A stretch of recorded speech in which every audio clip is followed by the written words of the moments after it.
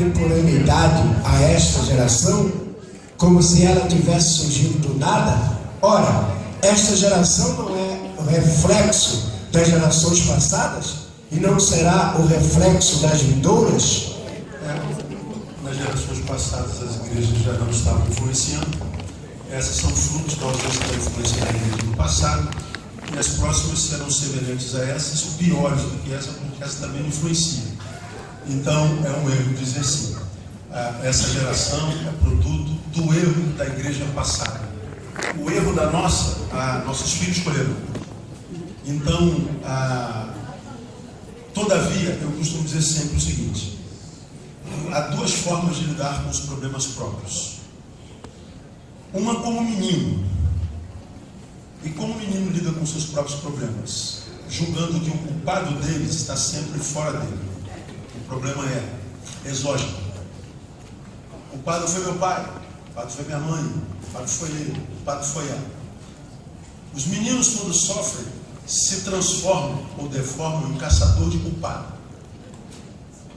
Os homens não. Os homens batem no peito e dizem: sim, o que ele fez comigo foi muito ruim. Pior foi o que eu permiti, que o que ele fez a mim gerou em mim. É como disse Jean Paul Sartre, né? Não é o que fazem conosco, mas o que a gente faz com o que fizeram conosco. Então, o outro nunca é culpado de termos nos tornado em que nos tornamos. O culpado é sempre a gente. Nós permitimos que o que ele fez conosco fizesse conosco o que conosco foi feito. Então, achar o culpado não resolve a questão do problema. O que acho que a gente tem que fazer? Cairmos em nós, fazermos uma reflexão, ver onde é que caímos, se é que estamos caídos, nos arrependermos e acreditarmos na promessa. É promessa de Deus. Se o meu povo, que se chama pelo meu nome, se humilhar, orar, buscar a minha face e se arrepender dos seus maus caminhos, aí então eu ouvirei do céu, perdoarei os seus pecados. Resumo: se o povo de Deus agir como o povo de Deus, então esse povo terá um Deus de verdade. Quando Deus de verdade tem um povo e o povo tem Deus, o resultado qual é? Terra sarada. Sararia a sua terra. Então, se a terra está doente, ou Deus não é de verdade, ou a gente não tem sido povo como o povo deve ser. Tira a sua conclusão. Professor Nil, a igreja contemporânea se encontra em uma crise de identidade espiritual, social e moral. Como reverter isso segundo as Escrituras? Num dos piores momentos da história de Israel, Israel passou por muitos maus momentos, e por causa dos maus momentos erroneamente vividos, os maus momentos foram se perpetuando na história de Israel. Resumo: se Israel aprendesse com os seus erros, os erros não seriam problemas, porque eles teriam sido escola. Se os nossos erros se transformam em escola, os nossos erros foram uma bênção. Mas se os erros que geraram dor em nós não nos fizeram aprender alguma coisa pelo erro, a dor, nós estamos perpetuando a dor na nossa vida. Israel passou 40 anos no deserto para chegar num lugar que poderia ter sido trafegado em 4 meses. Alguns dizem 3. De todos que saíram do Egito, 2 entraram em Canaã. Israel se deformou em 3 gerações. Os que saíram do Egito morreram no deserto. Os que nasceram no deserto entraram em Canaã. Os que entraram em Canaã não conheciam a Deus. E a história está aí. É só ler a história de Israel. Vai ter uma pós-graduação de história da igreja, não vai? Um negócio desse? Vem fazer a pós-graduação. Você vai entender. Agora, qual era o caminho no momento de maior crise da história de Israel? Há uma palavra em Jeremias, que foi um dos profetas do exílio, que Deus diz que lhes darei pastores, segundo o quê? O meu coração, que vos apacentem como? Consciência e inteligência. Num dos piores momentos da história de Israel, qual era a solução de Deus para o seu povo? Liderança saudável. Vocês, se não sabem, deveriam saber a importância que é ser seminário para a igreja evangélica no Brasil hoje. Se os seminários levassem a sério a sua missão, porque lamentavelmente nós sabemos que hoje qualquer buraquinho vira formador de teólogos, qualquer cubículo vira um lugar que se forma bacharel em teologia, qualquer lugarzinho forma pastor. Temos um conselho de pastores aí no Brasil, que você manda uma carta dizendo que você quer ser ordenado, ele manda um preço para você, você vai lá no escritório dele no centro da cidade, tem lá o bispo e o apóstolo tal, ele te bota de joelho lá na sala dele, impõe a mão e diz, você agora é pastor, e o cara vai embora pastor, e esse cara abre igreja. Olha, nós reclamamos que a igreja está como está. Quem foi que formou essa igreja? Quem é o mestre dessa igreja? Quem é o líder dessa igreja? Então, primeiro, como é que a gente conserta isso? Voltando ao início de tudo. Voltar ao primeiro amor. Arrependimento.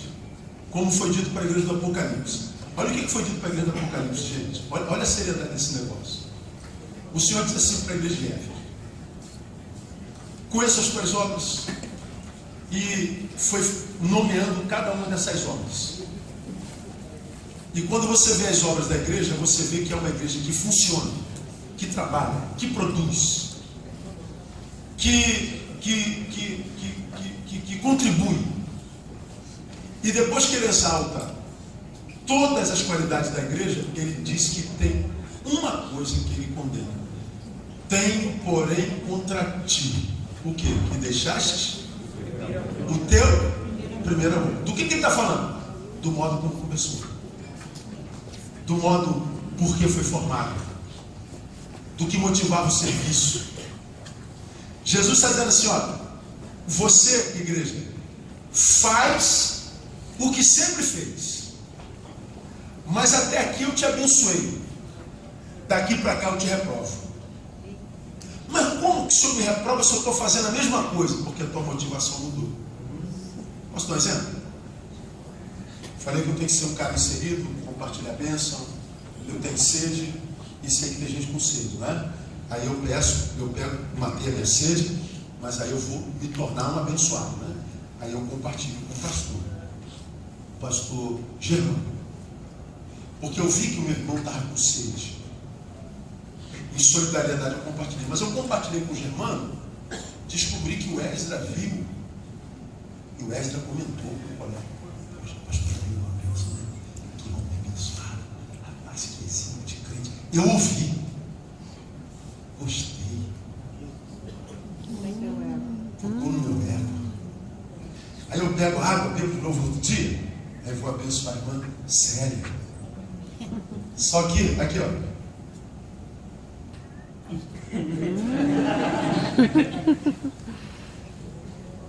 entendeu? Eu dei a este a mesma coisa que dei àquela, mas a motivação foi a mesma? Não. Só que eu dei solidariedade e amor. Lá eu dei porque eu gostei do elogio, da glória, da honra. Deus me abençoa que me reprovou ali, embora eu esteja fazendo a mesma coisa.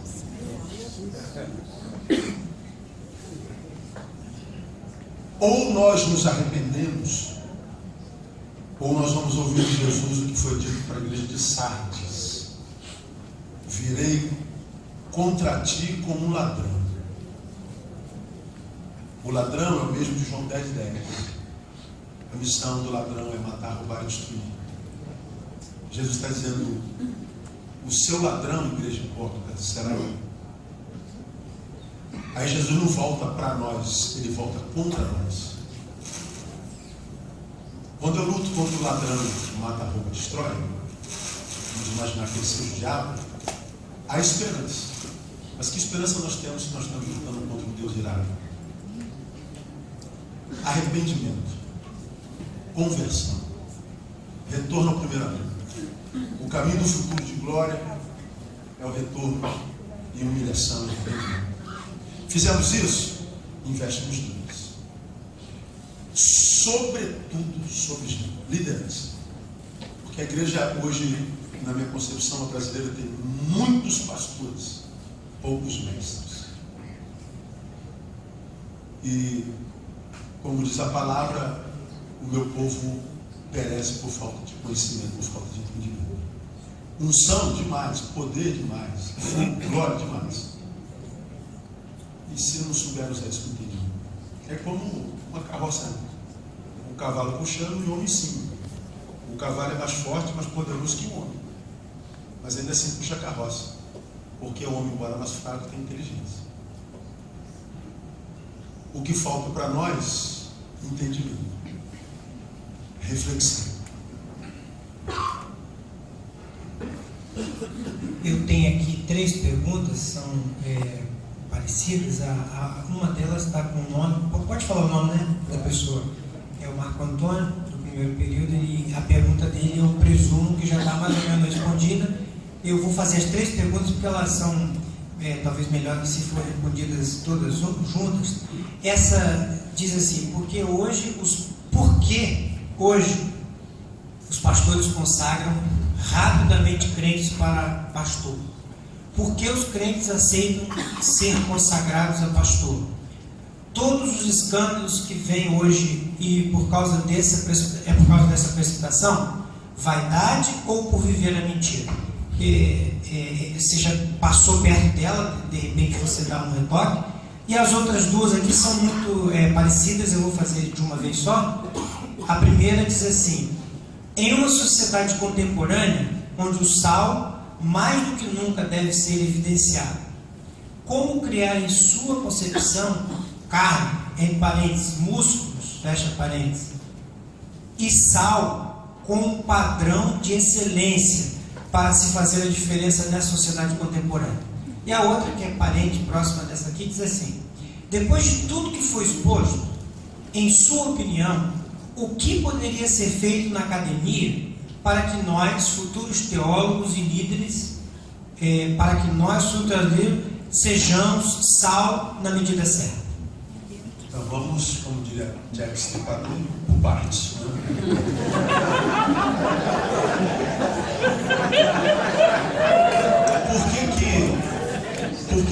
Por que as pessoas estão ordenando tão rapidamente? Crise de identidade. Eu sou pastor há 25 anos, eu acho que eu ordenei 8 pastores. Ou 7, não me lembro bem.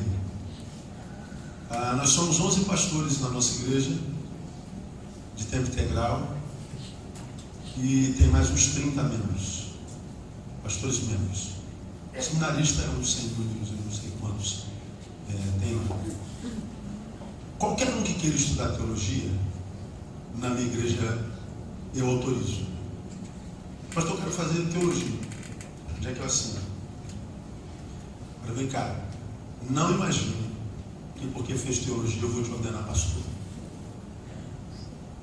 A teologia hoje é reconhecida pelo MEC, e vocês são um seminário reconhecido, não é verdade?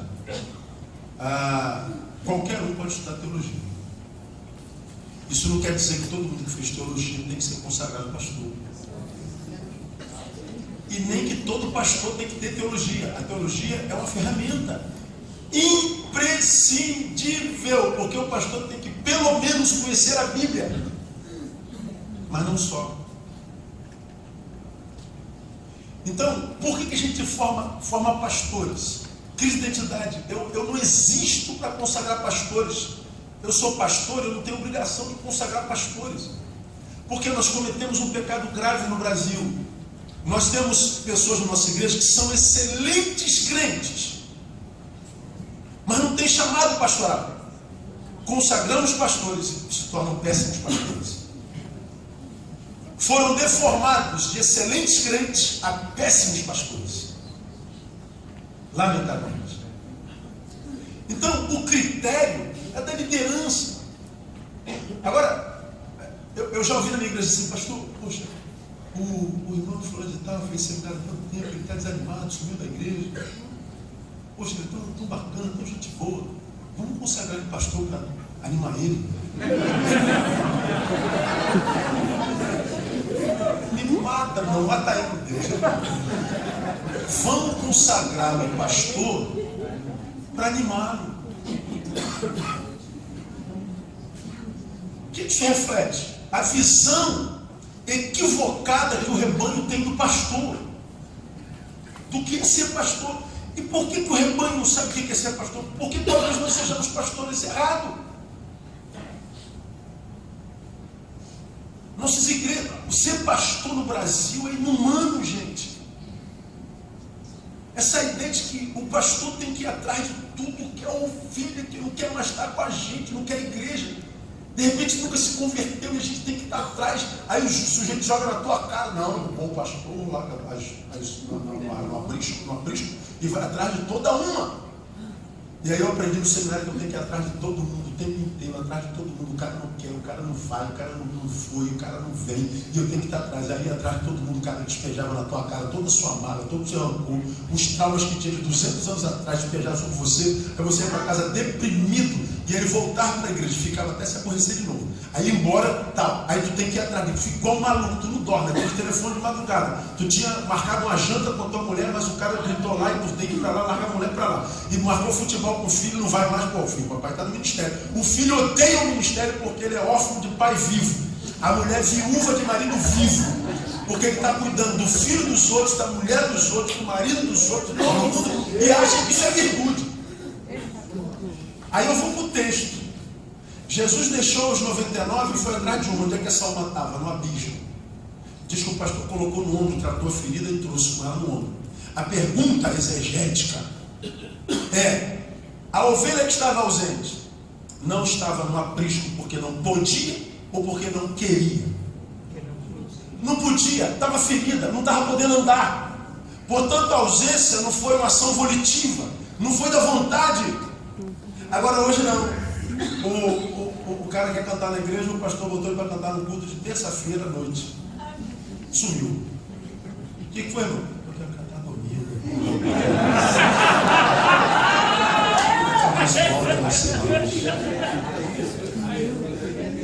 Acontece na igreja de vocês também, só não.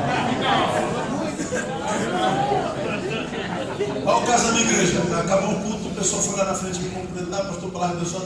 Aí o irmão, pastor, passou um abraço? Claro, mandou um abraço. A outra foi, estendeu a mão.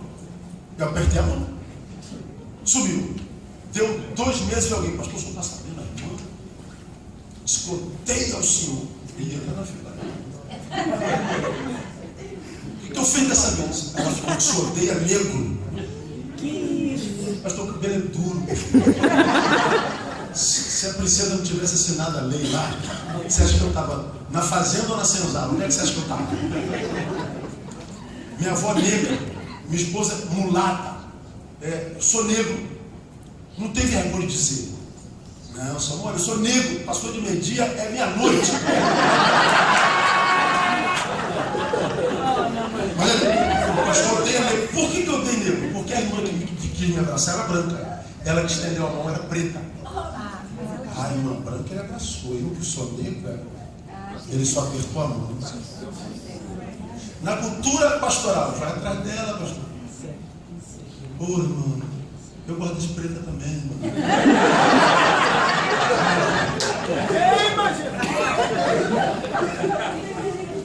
Pergunta, ela não está no rebanho porque não? Ou porque não pode? Eu não tenho que buscar isso não, gente. Ela não vem no culto, mas no futebol está. Na pipocada da juventude, caminhando na porta da igreja. Só não pode vir para a igreja. Vou faltar um mês para ver se alguém me visitar. Essa igreja não tem amor, ninguém vem me visitar. Qual é a distância da igreja para a sua casa? É a mesma da sua casa para a igreja. A igreja não foi até você. Você não foi à igreja por quê? Então tu não é melhor do que a igreja. Aí nós temos que estar trocando fralda dessa gente velha que tem um menino dentro que não cresce nunca. Aí o pastoreio, o que é? Arrumar os crentes no céu. Tudo salvo. E a gente tem que estar trabalhando os egos deles. Não brigue, você vai cantar na outra quarta-feira, não. Não, tá bom. Pode deixar ele cantar naquela. Não se mete, não. Tá vendo? Isso é. Olha, irmão. Tá. Aí o pastor está aqui, ó, arrumando os crentes. Tudo salvo. E o inferno se enchendo de gente porque a gente não pode salvar ninguém. E a gente acha que é virtude ser pastor assim. Eu na minha igreja, eu prego do púlpito, eu não troco fralda de ninguém. Betânia não é berçário. Não estou aqui para satisfazer algo de ninguém. Porque Jesus não faz isso. Ele não prometeu satisfazer os meus desejos. Ele prometeu satisfazer as minhas necessidades. Necessidades. Aí o que acontece? A gente vê pastores esgotados, deprimidos, câncer como epidemia, gente abandonando o ministério. Mas domingo está lá, então, como se nada tivesse acontecendo. Pior, a gente não compartilha nem com a gente, porque nós somos mais concorrentes do que parceiros. O que não há é muita gente com coragem para dizer isso, porque ele perde tudo. Aí nós fingimos que está tudo bem, quando na verdade a gente sabe que não está. Então, tem que se investir na academia. Esse lugar aqui, gente, os seminários, eles tinham que ser valorizados. Vocês tinham que valorizar os seus alunos, trazer os melhores professores. Eventos como esse aqui, onde a gente pode perguntar, isso aqui é fundamental, cara. Porque na academia a gente não precisa ser evangélico, não precisa falar de denominação. Aqui é livre pensar. Não precisa falar para agradar ninguém. Nós podemos discordar. Então, se não houver isso, diálogo, a gente vai trazer as heranças das nossas denominações e a gente vai viver o que eu chamo da teologia da manutenção. Só vai repetir, mantendo o que as nossas gerações construíram. O problema é que os nossos pais nos legaram alguma coisa. Eu já não sei se a minha geração deixará algum legado para a próxima geração e se a outra geração terá algum legado. Porque eu conheço a Jesus porque meu pai conheceu Jesus e viveu Jesus para mim.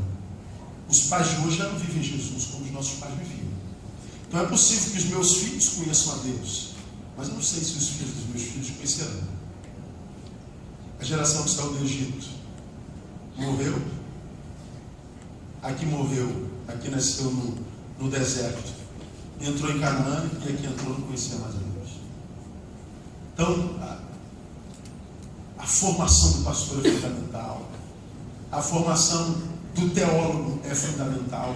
Quando eu falei no início da minha fala que a teologia não foi o veio pelo qual entrou, eu falo da teologia clássica, da academicista apenas, que me coloca atrás de uma mesa e que fica respondendo questões a Espírito de Deus, Deus é Espírito pessoal, perfeitamente bom, que é santo amor, ou tem uma pessoa em depressão, já no estado de autoflagelo do meu lado.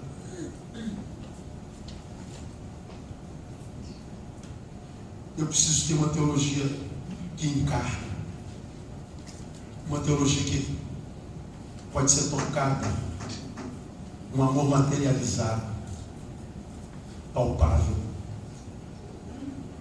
um amor que seja o arquétipo, que seja Jesus na prática, de tal forma que não precisa nem pronunciar o nome de Jesus, é só amar. E isso é só tocando na carne lá. Aqui a gente encontra consciência, lá a gente pratica, porque senão a gente fica no discurso. E essa geração não ouve com os ouvidos, e elas acreditam no que vem. Terminando, minha filha maior tem 24 anos, faz psicologia no Jardim 3, portanto há 23 anos atrás. Primeira homenagem aos pais, né? Estava babando, homenagem aos pais, eu sou pai. Aí minha filha veio e me entrega um chaveirinho. O chaveirinho tinha um imãzinho de geladeira também. Estava escrito assim: querido papaizinho, olhe bem aonde pisas, porque tem pezinhos seguindo teus passos. Nunca mais isso saiu da minha cabeça. Papai, olha onde pisa, tem pezinhos seguindo teus passos. Não é minha voz, ela está seguindo meus pés.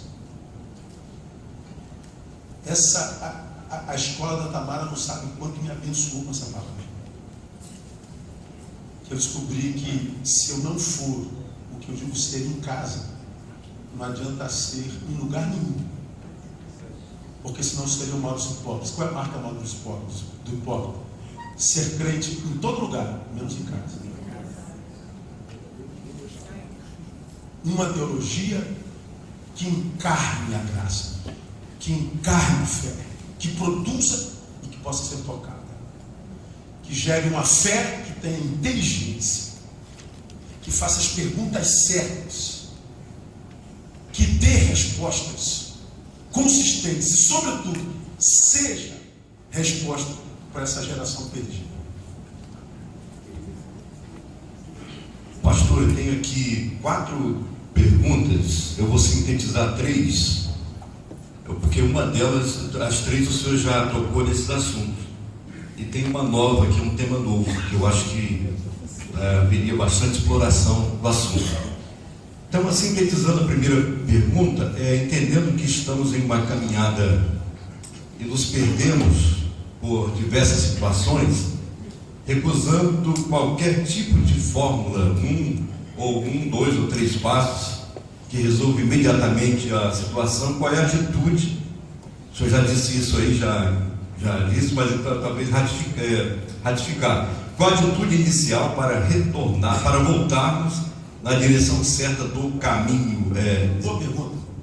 O senhor quer fragmentado mesmo, ou quer que eu faça uma síntese? Que tem relação uma com a outra. Então vai lá, manda ver. Então, qual a atitude para voltarmos ao caminho? Essa primeira. Depois tem a outra questão, que é o problema do ateísmo epidêmico. Não seria reflexo de um problema maior na igreja contemporânea? As distorções dos ensinamentos dos discípulos cristãos, a distorção do que é ser cristão, como resolver? Quer dizer, tem interligado. E aqui tem, embora o senhor já tenha falado aqui, mas tem uma crítica e uma pergunta que está relacionada ao pecado. Estou deixando um tema novo para o 4º lugar aqui. Foi observado que o senhor não falou na palavra pecado, embora eu tenha ouvido, né? E para nós, a consequência de todos os problemas da sociedade e da igreja vem do pecado. O Senhor defende que a causa do problema é a inércia, a falta de praxis, enquanto para nós é uma falta de conhecimento, ortodoxia. Alguns teólogos da missão integral dizem que o ser humano é um todo integral, mas apresentamos um evangelho pela metade. Como o senhor responde essa crítica e em que lugar estão o pecado e a pregação do evangelho? Então, pecado voltar ao caminho, é a mesma coisa que como resolver para voltar ao caminho, e a questão do pecado. E tem um tema novo que eu poderia deixar aqui, que é ecumenismo. Depois. Veja só, quase sempre o problema não está no que se fala, está no que se escuta. O irmão ou a irmã perguntou: o senhor não falou em pecado? Eu falei em pecado, aparece tudo. Eu só não citei a palavra pecado. Eu devo ser isso, mas me transformei nisso. Pecado, você é mentira. A mentira é pecado. A inércia é pecado, porque a inércia representa o quê? Crise de identidade. Porque só a identidade aponta a missão. Não cumprir a missão é pecado. Pecado não é só o pecado da comissão, vocês aprenderam na escola dominical. Aquele que sabe fazer o bem e não faz. O problema é que os nossos ouvidos só conseguem discernir mastigados.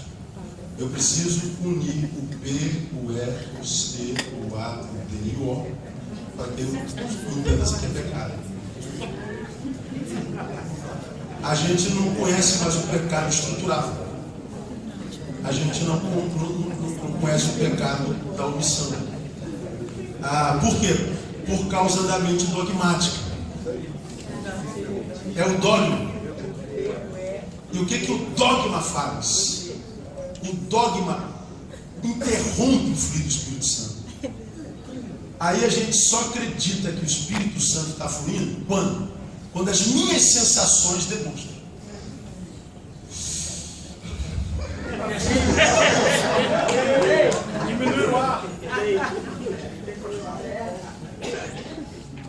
Se eu não sentir que o Espírito Santo não está agindo. Sensações. Esoterismo. Aí o cara que acredita nas suas sensações, Deus, o cara se acha um excelente crente. Ele acredita nas sensações. Aí ele não sente nada, ele fala assim, Deus não está nesse lugar. Por quê? Porque o Deus dele se manifesta pelas sensações.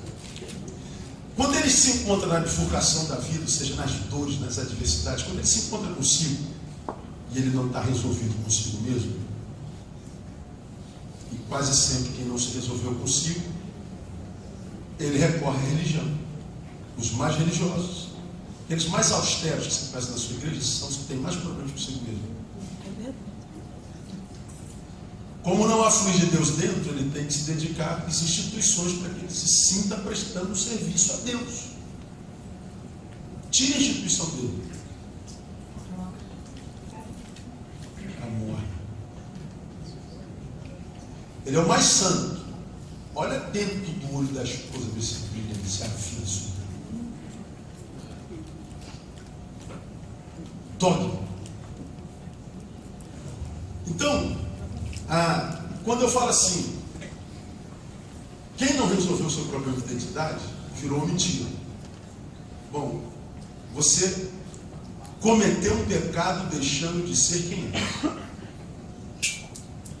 Mas o pior é que você não cometeu só um pecado, você é um pecado quando continua mentira. No início você diz uma mentira, depois você se torna. E aí nós tentamos ser antagonismo àquilo que confronta as nossas ideias, mas que não pode ser combatido pelas palavras, a partir do dogma. Aí o cara citou missão integral. Porque eu sou mergulhado na missão integral. Aí ele observa o pessoal da missão integral comunista. Mas me diga onde. Você que acha que é comunista, o que é comunismo? Missão integral nada mais é do que ver um homem como Jesus criou. Tirando as lutas laborais da dicotomia e da tricotomia, vamos imaginar que o homem seja corpo, alma e espírito. É só uma suposição. Se você é dicotômico, Deus te abençoe também. Se ele é um corpo, ele é alma, psique, e tem a sua vertente espiritual. Quando eu prego o evangelho dessa pessoa, como diz o Pacto de Lausanne, com que eu concordo em grau, gênero e número, o evangelho todo, para o homem todo, e em todo lugar. Por que homem todo? Porque a gente prega o evangelho naquela perspectiva eclesiológica histórica tradicional. Vamos sair para ganhar almas para Jesus. Não é assim que a gente fala? Aí a gente vai fazer o evangelismo com o intuito de ganhar almas. Aí, você aceita Jesus? Eu aceito. Aleluia, ganhamos uma alma para Jesus. Joga dentro da igreja e esquece dele. Vamos sair para ganhar alma. Só que essa alma habita um corpo. E essa alma habita um corpo que pode estar com fome, pode estar doente. E porque está com fome e está doente, a alma dele já se encontrou com Jesus. Morra, vai para o céu. Mas não significa dizer que está pronto para viver. Quem se encontrou com Jesus está pronto para morrer, mas não para viver. Vai aprender conosco a comunidade da graça, da equidade, da generosidade. Vai aprender a ser gente como o jeito tem que ser com a gente. Aí nós pegamos o corpo desse homem, damos comida. Mas não pode dar comida para sempre, porque senão ele fica vagabundo. Vamos Vamos tentar formar nele um profissional? Vamos. Formou um profissional? Vamos tentar arrumar um emprego para ele ter dignidade? Então a alma salva já vai habitar um corpo que agora tem alimento. Então essa alma vai ficar feliz com o corpo, mas esse corpo traz sequelas das dores que sentiu na alma. Então vamos tratar da psique desse homem também? Bom, o evangelho integral é isso. É tratar o homem todo. Não precisa nem de teologia. Ser integral é só ver o homem como ele é. Porque tratar só da alma é fazer o evangelismo fantasmagórico. Porque tratar só da alma, uma alma sem corpo é um fantasma. É verdade. Agora, tratar só o corpo sem alma é filantropia. Essas obras não salvam. Então o cara fala assim, pecado é tratar só da alma do sujeito e achar que a fome dele não tem a ver conosco. E achar que a falta de dignidade humana dele não tem a ver conosco. E achar que isso tudo que está aí nada tem a ver conosco. Por quê? Porque a gente aprendeu a vida inteira que o nosso papel é só levar a gente para o céu. Bom, para levar a gente para o céu não precisa ser sal. O sal tem que colar na carne.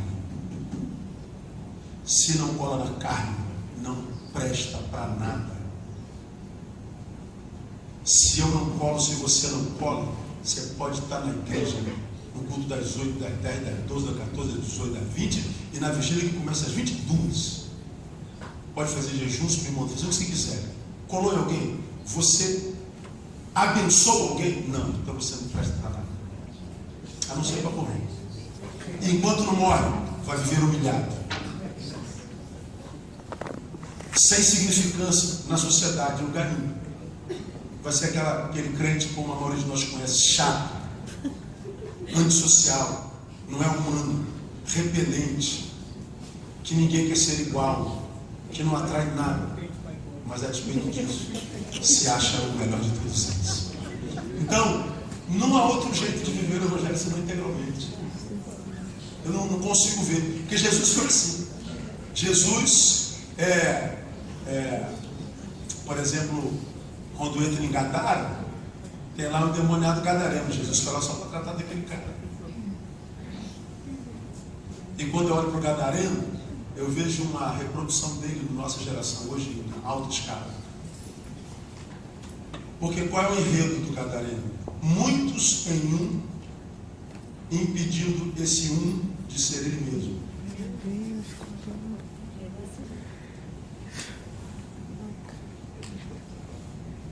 Jesus estava diante de um ser humano no qual a humanidade estava ausente.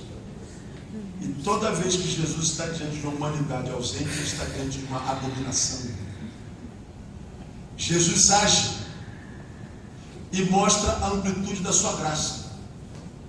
A graça alcança o indivíduo, tira os muitos e o devolve a si mesmo. Mas Jesus ensina que quando a graça nos alcança, a priori não nos manda para a igreja, nos manda para casa. Volta para a tua casa. Dizendo que a graça que alcança o indivíduo, alcança a família. Mas ao mesmo tempo, alcança a cidade. Porque vocês não sabem, estou dando um sermão inteirinho para vocês. Quando eu voltar para não vai pregar sério. O que a gente não sabe é que quando Jesus permite que os porcos entrem, os demônios entrem nos porcos e precipitem no mar, Jesus está fazendo alusão a Êxodo 15, quando o Egito saía, quando o Israel saía da escravidão, o exército de Faraó veio atrás, chegou no mar, o povo passou a seco, e o exército de Faraó foi sepultado no mar. No mar. Jesus está mandando um recado para a legião romana que oprimia o povo naquela circunstância na região da Decápolis, 10 cidades oprimidas, porque Gadara estava entre a Síria e o Egito, duas grandes potências. Quando entrava em guerra, miséria acampava naquela região, era uma região maldita. Jesus manda um recado para a legião que dominava aquela área, porque legião não é um vocábulo religioso, é militar. é um conluio de um pouco mais de 6.000 soldados. Não é de 6.000 demônios.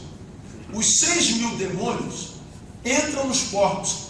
A legião que dominava Decápolis naquela época era uma legião cujo símbolo, a flâmula simbólica daquela legião, era um porco do mato. Quando os demônios entram nos porcos e os porcos se precipitam, Jesus está dando uma mensagem para os poderosos daquela época: vocês vão se precipitar também, qual aconteceu com o faraó. A graça de Deus alcança o sujeito, a família e a cidade. Quem trata só o sujeito está fazendo a obra pela verdade. Então, meu irmão, não vem falar que eu não falei de pecado. Pecado é não ser o que se é no coração de Deus, é ser o que se é no coração do outro. Isso é pecado. Porque ser o que eu sou no coração do outro é ser uma mentira. Falei de pecado o tempo inteiro.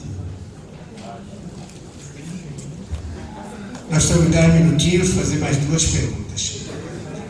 A deformidade impede que enxerguemos o bem-aventurado de Cristo em outra religião, não se abrindo ao diálogo interreligioso? Sim, isso é um problema. Pensa. Vamos começar ilustrando, só você não entrar em parafuso. Então vamos, já que são parentes, né? Vamos deixar nessa juntos. Diante da evidência bíblica em Mateus 5, que ser discípulo é adotar o modelo de Jesus, o ecumenismo e o macroecumenismo seria uma possibilidade para somatizar, minimizar o caos e encontrar amigos? Eu não diria ecumenismo, mas vamos lá.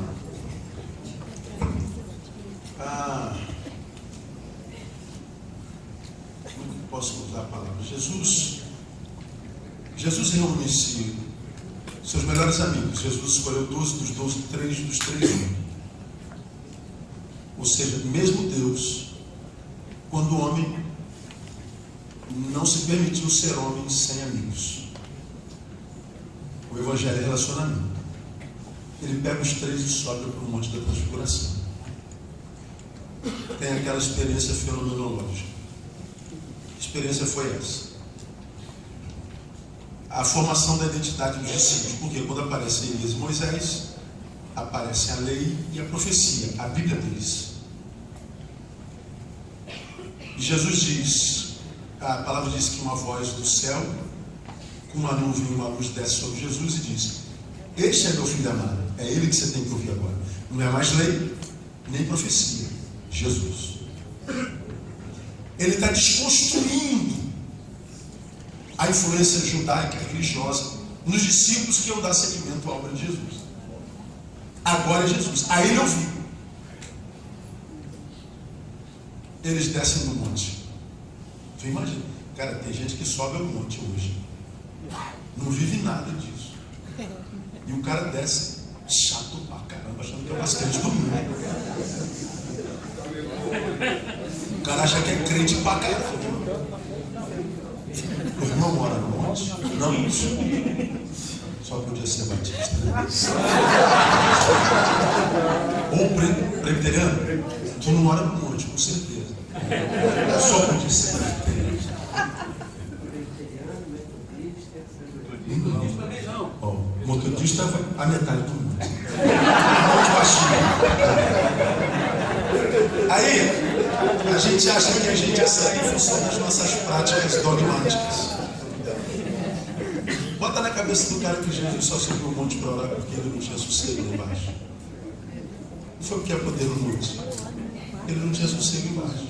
É só isso. Desculpa, né? Você que ora no banheiro é a mesma coisa. Mas não é pecado orar no monte, não. Fica à vontade. Você se sente bem lá. Agora tu imagina, quando eles desceram, viram Elias e Moisés. E por que tinha que ter uma aparição dessa? Porque tinha que ser contundente. Senão eles não acreditariam, ia dar vazão para a dúvida. Jesus sabia que tinha que ser contundente, fenomenológico mesmo, incontestável. Aí eles descem no meio do caminho, Jesus fala assim, Jesus acaba com a graça deles. Não conta para ninguém. Tu imagina? O cara sobe no monte, vê uma borboleta, ele diz que é o Espírito Santo, já sai contando para todo mundo. Tu imagina se os caras vissem a Bíblia personificada, irmão? Os caras iam ficar besta demais. Não conta para ninguém. Quando eles descem, encontra com o endemoniado lá embaixo. Aí chegou ele, esse demônio. Olha, eu tentei. Aí eles tá bom, irmão, só sabe de onde a gente está vindo, irmão? Só sabe com quem que a gente teve lá em cima agora? E esse demônio aí? Ele sabe, bobagem. Sabe o demônio que cara deles. Quando Jesus desce, Senhor, eu trouxe os teus discípulos, eles não puderam. Jesus diz assim, meu Deus, até quando eu vou ter que aturar essa gente medíocre? Até quando eu vou ter que sofrer na presença de vocês? Estar com vocês é um sofrimento. Até quando vos sofrerei? O que Jesus está falando? Vocês veem, experimentam, não discernem nada.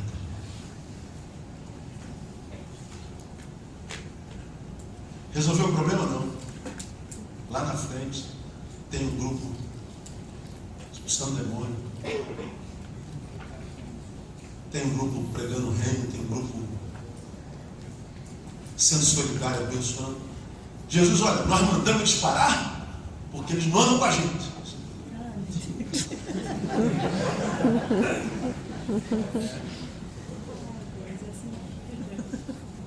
É quando Jesus diz que ele tem muitas ovelhas que não são desse rebanho. Como quem diz, a marca dos meus discípulos não é a uniformidade, é a unidade.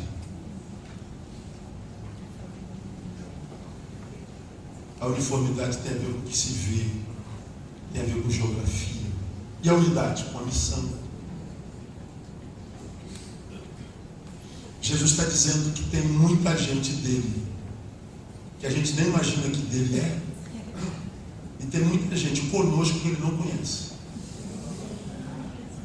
Mas em teu nome expulsamos, curamos, nunca vos conheci. É por isso que ele diz que é pelos frutos que conhece, não pela religião, pelo terno, pela sábia. Você já imaginou se Jesus fosse evangélico? Seria batista. Isso é invenção nossa. É igual a outra me perguntou, pastor, falando sobre casamento, que ela tinha deixado o grande amor da vida dela, e eu conheço o grande amor da vida dela. Nunca vi um menino tão santo, tão filho honrado, tão estudioso, trabalhador. É daqueles caras assim que a gente queria que fosse nosso filho, mas os evangélicos dizem assim, só faltava ser crente. Fosse crente, ele estragava às vezes, o cara é uma bênção. A irmã falou assim, eu o abandonei porque a Bíblia diz que eu não devo me unir ao jugo desigual. Aí você diz, está certo, está certo.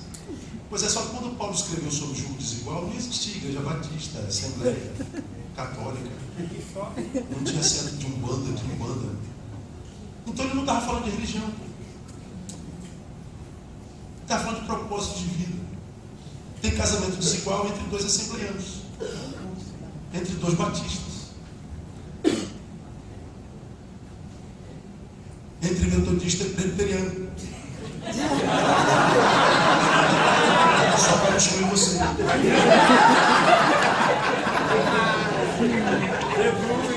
Pelos frutos. Mas por que a gente não valoriza tantos frutos? Porque a gente tem pouco. Então a gente valoriza a religião, a performance, o dogma. Porque se tira a performance, o dogma, o comportamento, sobra pouco fruto para examinar. Então a gente faz o que a religião diz que a gente tem que fazer. Aí quando chega um cara como eu, de barbicha, irmão, eu ando de Harley Davidson, cara. Eu sou motociclista há 31 anos. Tenho uma moto e a minha moto é seca sovaco. Então lá em cima. Chego na igreja, o barulho da moto ela toda. Isso, sangue de Jesus. Aí eu falo assim, eu prefiro não parecer e ser do que parecer e não ser. Porque Jesus examina os frutos, não é aparência não. Sabe como é que a gente julga os outros? Aparência. Então, onde é que a gente tem que refletir sobre isso? É aqui. Aqui eu estou falando assembleanos, Deus é amor, tudo que é reteté do óleo, dos mais chiitas aos mais normais. E você pode estar engolindo mas está engolindo. Tem liberdade para chegar. Não discorda, bota argumento, porque na academia tem que ter argumento. É verdade. Na igreja, vamos lá, vamos dizer assim, quem manda nesta porcaria sou eu, sou pastor e não admito.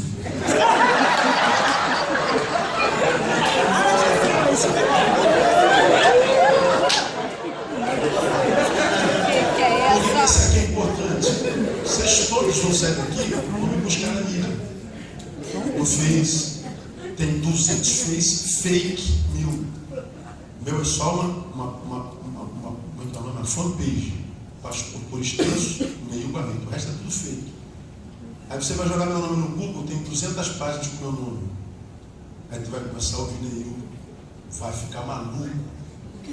Porque você vai ver confrontadas as tuas verdades nas quais você cria 30 anos, e às vezes numa palavra vai desmoronar tudo, aí tu vai ter aquela sensação, meu Deus, então eu criei errado a vida inteira, provavelmente. E aí, para mudar é que é difícil. Para mudar é que é difícil. Termino minha palavra dando testemunho para vocês. Eu estava numa conferência numa faculdade secular. E o assunto era igreja e sociedade. Convidado. Eu fui.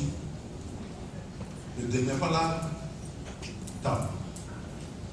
Aí tinha várias outras religiões representadas. Inclusive o ateu que estava do meu lado direito, dizendo que a religião só faz mal para a sociedade. Um ateu idiota. Essa história. Eu falei, pô, cara, eu só dou uma benesse da religião, principalmente do cristianismo. Principalmente do protestantismo. Há 500 anos atrás, antes do protestantismo, o povo não sabia ler em grande escala, em grande instância. E a igreja oficial manutenia esse status quo, porque não permitia que o povo lesse a Bíblia, porque ela não podia ser de livre interpretação. Autenticava a ignorância. Foi por causa da reforma protestante que só a Escritura quis botar a Escritura na mão de todo cidadão. E para botar isso, o protestantismo investiu pesado em educação. O Ocidente sabe ler por causa do protestantismo. Poderia dar 1 milhão de exemplos. Só para o senhor, seu ateu. Todo ateu é um crente frustrado. Eu não falei isso para ele lá, não. Então, eu não sei nem que eu estava falando mais, eu estava no debate falando sobre religião e sociedade. Aí, na minha fala, eu falei da importância que o homem tem de crer. Eu não falei que era de crer em Jesus. Por que é importante crer? Porque quando eu creio que há algo além desse corpo, dessa matéria, dessa geografia pífia e pequena onde eu existo, quando eu acredito que existe algo além disso, eu tenho transcendência. Então eu posso estar privado nesse corpo com um câncer ou uma cadeira de roda. Mas há uma área em mim que me tira desse lugar constantemente, pela fé. Eu estou aqui preso nessa cadeira, mas eu me vejo lá na frente, de pé curado. Eu estou preso nessa miséria, mas eu vejo uma porta aberta lá na frente, que vai me tirar daqui. Então eu vou me esforçar por causa daquela porta que eu vejo, porque eu enxergo lá na frente de pé. E essa fé põe primeiro o homem subjetivo de pé, e o homem subjetivo levanta o físico. Quando eu não tenho esse homem dentro de mim, eu estou preso à minha geografia. Portanto, não há como viver esperança.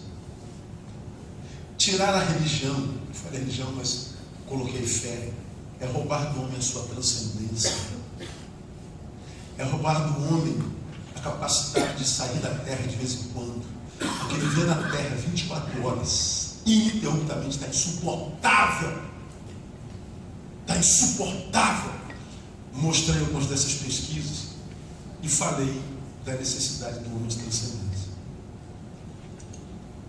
Perguntas vieram e tudo mais, e eu falando, vendo um monte de gente chorando.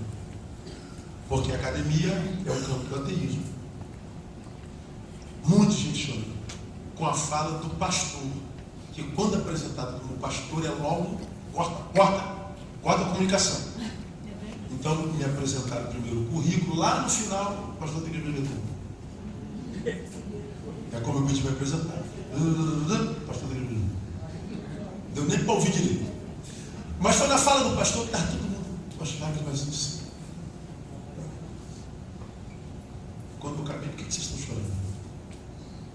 Toquei no corpo de vocês? Não. Então eu toquei em algum lugar. Em qual lugar eu toquei? Aquela área que você acha que não há ninguém no caminho que trate. A sua área espiritual. A Bafão choradeira. Eu dei a minha fala. Perguntas. Acabou o cafezinho, foto e tal. Aí o professor abriu para o pé e falou assim: pastor, que ninguém nos ouça aqui. Onde é a sua igreja?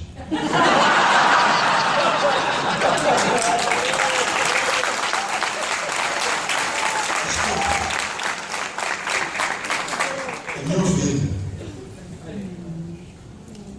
Eu não usei o nome de Jesus nenhuma vez. Falei de Jesus o tempo todo.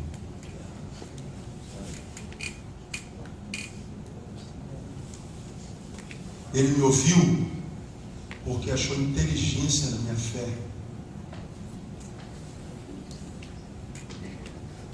Fazer teologia é achar a inteligência da fé. Se não for assim, preciso que retire. Obrigado pelo carinho, senhor.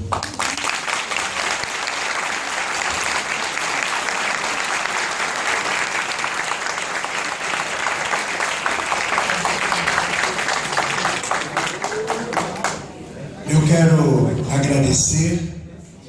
Talvez o pastor Neil nem sabe, vai saber agora. No aniversário lá da minha igreja, uma igreja pequenina que tem ali em Belfort Roxo, num bairro chamado Farrula, que você nunca deve ter visto falar. Ele mandou um coral de homens lá para a nossa igreja. Eu tive o privilégio de recebê-los e depois fui lá no ônibus agradecer a presença deles. E eu nunca tinha te visto, então posso dizer, como diz a Bíblia, os meus olhos contemplaram algo muito importante, um irmão em Cristo. Gente, eu quero agradecer a vocês. Está no nosso horário, né? Passou 5 minutinhos, mas a gente ficaria mais uma hora aqui, não ficaria? Glória.